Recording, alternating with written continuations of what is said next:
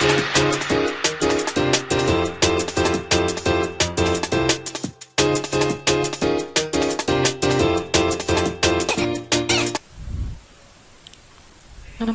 आज आपण बघणार आहोत the number just before and after a given number.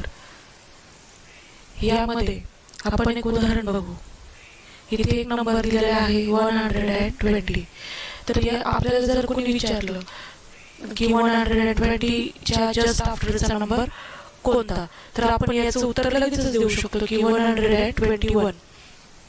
त्याचप्रमाणे जर आपल्याला विचारलं की 1999 ह्या 4 अंकी संख्येच्या जस्ट आफ्टरचा जस्ट बिफोरचा नंबर कुठला, तर ह्यावेळेस आपण गोंधळ होतो. तर अशा वेळेस लक्षात ठेवायचं की the number just after any number is greater by 1. म्हणजे ज्यावेळेस आपण एखाद्या संख्येच्या जस्ट आफ्टरचा नंबर सांगतो त्यावेळेस तो त्या संख्येपेक्षा 1 ने जास्त असतो. And the number just before it is a smaller by 1. म्हणजे त्याच्या जस्ट बिफोरचा, त्याच्या आधीचा जो नंबर असतो तो 1 ने लहान असतो. तर आपण इथे काही उदाहरण बघू. आता इथे 1999 दिलेला आहे. याचा आपल्याला नेक्स्ट नंबर कुठला, तर हा ग्रेटर दॅन 1 असणार आहे. म्हणून आपण इथे काय केलेलं आहे, +1 केलेला आहे आणि त्याचं उत्तर आलेलं आहे 2000. हा 1999 च्या नेक्स्ट नंबर आहे. त्याचप्रमाणे त्याच्या जस्ट बिफोरचा नंबर कुठला असेल तो काढण्यासाठी आपल्याला त्याच्या स्मॉलर बाय 1 म्हणजेच ह्या संख्येमधून आपल्याला -1 करायची. म्हणजेच आपल्याला 1998 हा त्या संख्येच्या जस्ट बिफोरचा नंबर इथे आपल्याला मिळणार आहे.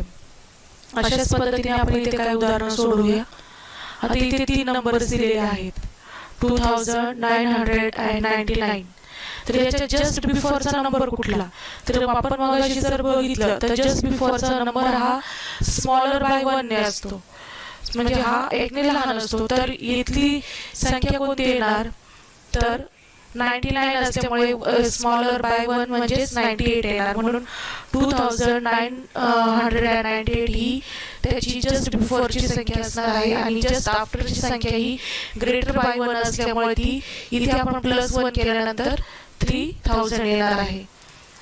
त्याचप्रमाणे इथे बघा 3800 च्या जस्ट बिफोरचा नंबर हा आहे 3799 म्हणजे स्मॉलर बाय 1 आणि त्याचप्रमाणे जस्ट आफ्टरचा नंबर हा ग्रेटर बाय 1 असणार आहे.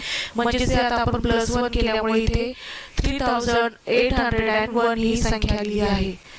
तर ही 3 नंबरचं उदाहरण बघा.